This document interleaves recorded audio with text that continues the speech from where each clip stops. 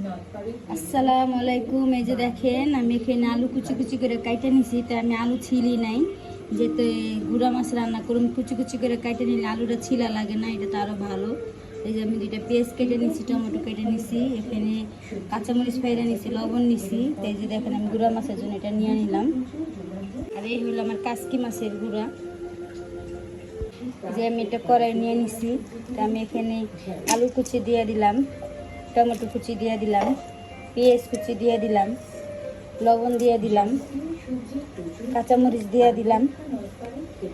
এখানে আমি পরিমাণ মতো আদা রসুন বাটা দিয়ে দিলাম। এখানে আমি 1 চামচ হলুদের গুঁড়া দিয়ে দিলাম, 2 চামচ ছোটো চামচের। একটু পরিমাণ মতো তেল দিয়ে নিলাম। এখন আমি এটা মাইখে নেব হাতে সুন্দর করে।